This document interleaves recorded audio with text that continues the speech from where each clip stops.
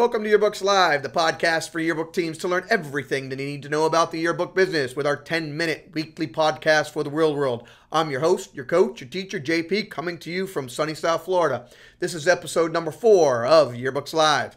Today we're going to talk to a really special guest, Kurt Rix of Amazing Imagery. Kurt's been doing a lot of photography for many years, been a professional photographer, shooting celebrities, nature, weddings, started out in the yearbook business, has got a lot of really good insight and tips for all you yearbookers. So sit back, relax, and let's get into it.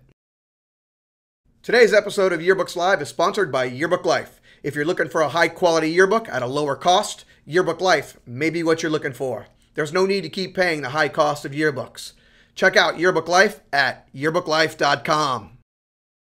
So we're here today with Kurt Rix. Kurt Rix with Amazing Imagery. Kurt and I have known each other. I don't know, Kurt, how many years? 40 something-ish. Been many years. 50, yeah, gosh.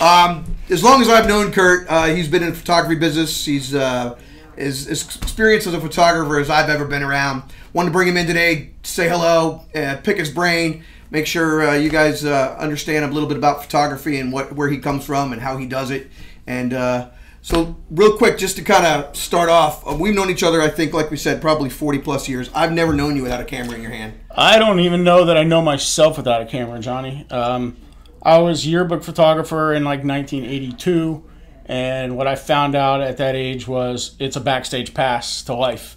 What I found out was you can get out of class, you can get out your friends out of class, and then it puts you front row to everything that's going on, whereas everybody else wants to be front row, or everybody else has to be chosen to be front row, or you have to, no. With the camera, you get paid to be front row. That's funny you say that, because years ago when we were kids, Kurt used to photograph concerts, and I used to have this crush on Madonna back in the day. I don't know if you remember this. That was one of my first shows, yeah. Yeah, so I was begging him. He was front row, like he says, taking pictures of Madonna, literally looking at his camera, if you remember that. I do. And I put those pictures, back in the day, we used to have to print pictures, believe it or not, at like Walgreens, which back then was actually called Ecker Drugs. And we had to print these pictures, and I had these Madonna pictures of her literally from me this far away, and she's looking at the camera. You know, someone stole those pictures. I don't know what happened. I still have the negatives. I still have all my negatives. I have. I shot first 2 concerts. I shot Michael Jackson, Madonna. That was like. Well, I know I've got a bunch of them from one of them. Madonna Like a Virgin tour. The photo you're referring to is her in a wedding dress, laid down on the stage, looking straight into my camera. And it was just a surreal moment. And you were young at that point. I was 16 years old. Were you that young? 16 yeah, you were young old, at the time. I remember you were already doing that. So at that point, you started taking. You were in the school yearbook at that point. Yeah, correct? Yeah. It was a school yearbook thing. That's all it really was. And then actually, because of the medium being film, it was expensive, and everybody wanted pictures. Everybody wanted a copy of pictures. So to make 3, 4, 5 copies of pictures back in the 80s, it would cost you $40, $50. So I got a job in a photo lab. Duh. So then I got free film, and I got free processing, and I got free enlargements. I was always wanted to know why you never charged me for those, but now I know. Yeah, no, because that's really the only way today. Being digital doesn't cost you anything. You shoot as much as you want, digitally send them for free. Back then, you had to buy the film. Then you had to wait on the film, and then you had to pay for the film, whether the pictures came out or not. And then it was Ecker Drugs that came out with, you didn't have to pay for the ones that were bad. Right. And that's how they cornered the market. But, yeah, you had to it was an expensive hobby.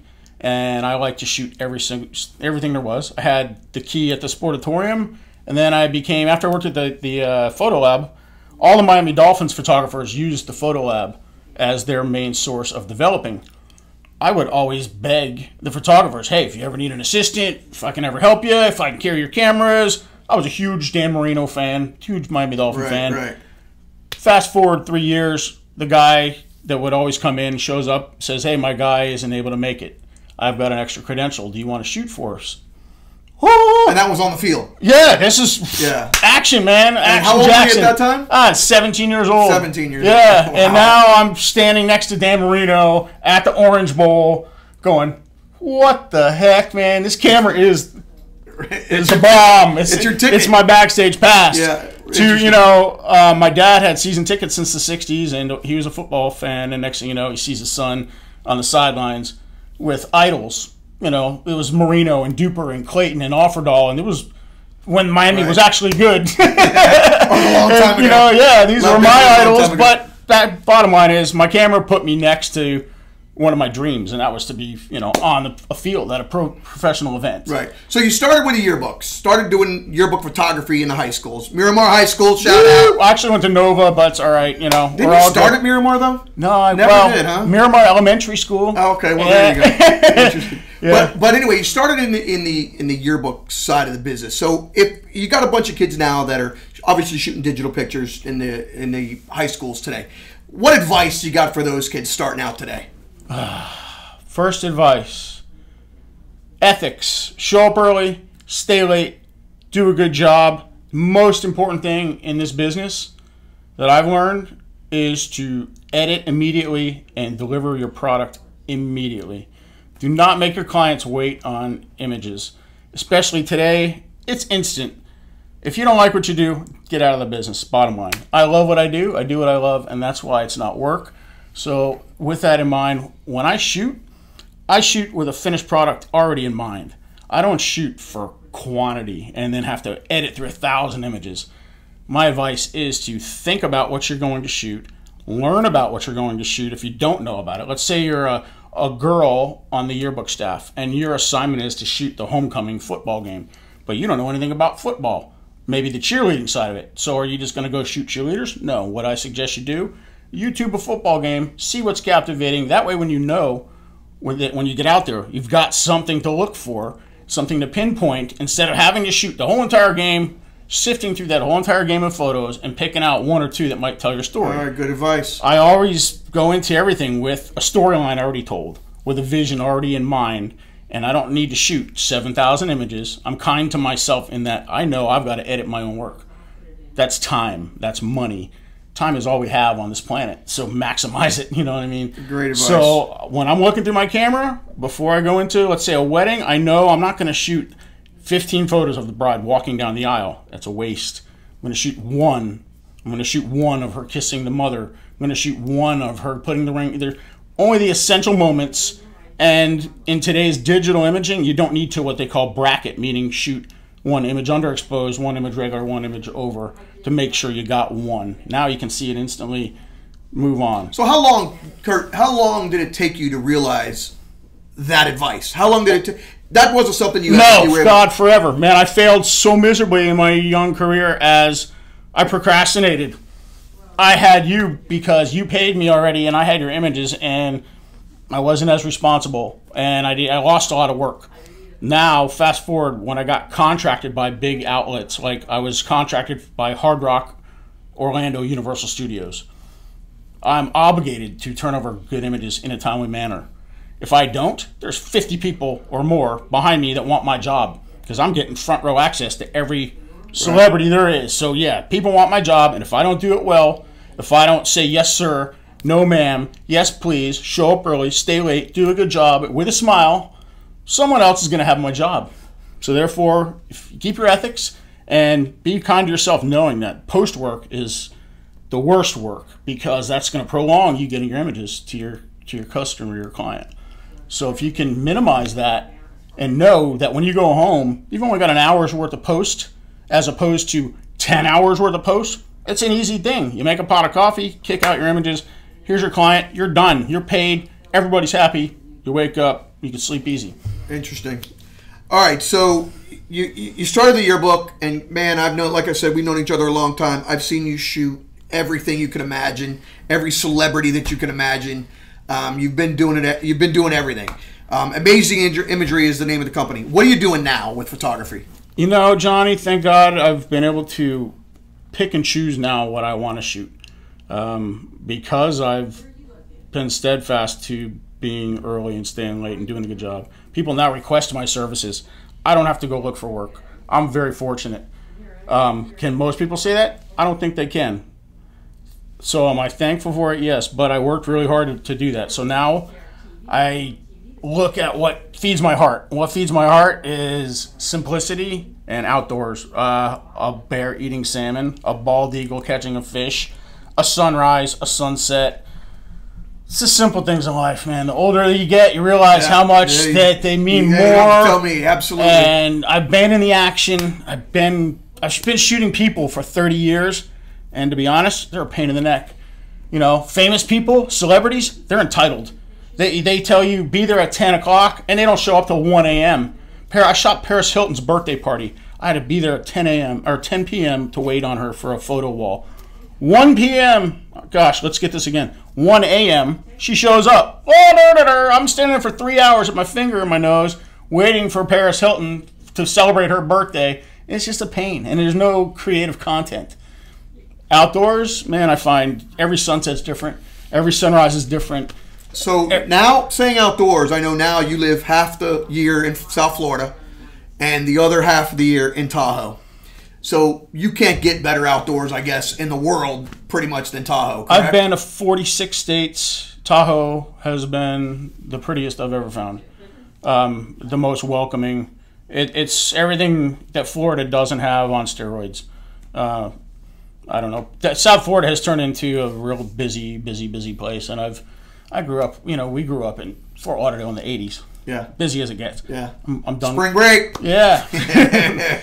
The people are just not the same as I grew up with. That's what I'm accustomed to, and my preference is to be alone in Mother Nature as opposed to in a crowd, in a club. And taking pictures. Yeah. Yeah. It's great.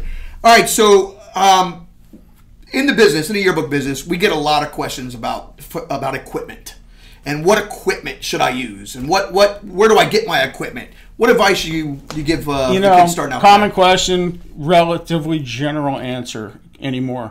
All digital cameras are about the same. Preferences are personal in that, do you want to turn your lens to the right or to the left to mount it? Being Nikon versus Canon, the main players, it's about the only difference. Everything's got 4K video, 20 megapixel or more stills, auto modes. It's basically made photography foolproof. Whereas I learned with a film camera, I learned apertures and shutter speeds and proper way to use. And that's another piece of advice if I can offer you. Learn your equipment. You're only as good as your equipment. You can't just shoot everything on auto mode and think you're going to get a good shot. You might get a decent shot. However, when you master the controls on your camera and you can manipulate light and you can manipulate speed, that's when you get images that make people go, wow. Anybody can point and shoot a camera. And in today's age, your phone has better cameras than literally 5 years ago. I spent $2,000 a piece on 8 megapixel cameras for my staff. Now, their iPhone is 12. Yeah, that's great. And it shoots 4K video. So what do you recommend? Actually, not recommend. What do you shoot personally? I'm a Canon guy only because that's what I learned on. It's what I know. I can say they have a great professional services program in which they maintain your equipment for you and send it back overnight. And they also lend you lenses and equipment if you're a part of their program. That does cost more, right? It's an alternative program, but it's worth the money. And if you're shooting as a pro, it's almost essential. So they've always been good customer service, good quality. I mean, I can't say that I haven't seen beautiful images come out of Nikon. That would be a lie. So again, it's a personal preference. Any camera anymore has got the same megapixels, the same capabilities. This is a matter of functional. Good advice, Kurt Rix. Tell us where we can find you. Where can people see your work? Where can they find you? By the way, seeing his work on this video, we're going to post a bunch of pictures, some really cool stuff that he's done over the years.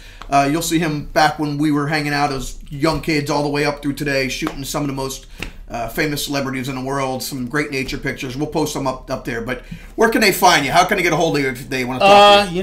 Anymore, I'm kind of off the radar. I'm not looking, when I was younger, you want to be famous, you want to be popular.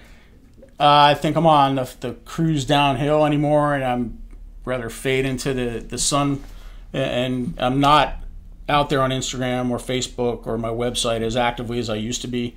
But so, for instance, I got hurt in an accident. I haven't been able to do a lot of things I love, and instead of crying about it, I've just rediscovered myself in my photography in a sense of last summer I connected with a gentleman who has cerebral palsy, was born with it, he has a summer camp in Tahoe for disabled children. So I volunteered my photography services at his summer camp, and it was the most great cause. It was the most rewarding thing I've ever done, Johnny. Fantastic cause. I didn't make a nickel. I've been paid tens and tens of thousands of dollars to use my camera.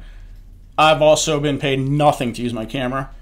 This was the most I've ever been paid. Yeah, in other ways. Yeah. And you know, just it's a culmination of a great career, and that now I'm giving back. Even though I can't do what I used to, thank God I always had my camera. So I don't just have stories. I have pictures of my stories. That's proof. I have video of my stories. It's, you know, I don't have just a beer and hold my beer, watch this story, you know. I've lived a really charmed life, and my camera has been my backstage pass. As long like we've talked about in the beginning, as long as I remember, you've had that camera. Hey man, I appreciate you coming out and talking to us today. You know, one closing thought for you kids. My father told me at a young age that if you love what you do and do what you love, you'll never work a day in your life. And that's what I did. I followed my passions, and I didn't let anybody tell me I couldn't. Right. Except my father, who wanted me to be a baseball player. And the culmination of that is when I sent him a photo of me in a suit and tie between Carmen Electra and Jenny McCarthy, and said, "Dad, finally got that real job." And you know, he didn't have much. He didn't have much else to say except "Good job, son." You know. And it's always a pleasure, Kurt Rix. Thanks, I appreciate Johnny. it. It was great Amazing to talk to imagery, you. Kurt Rix. Have a great day. Thank you, man. I appreciate it. Cool.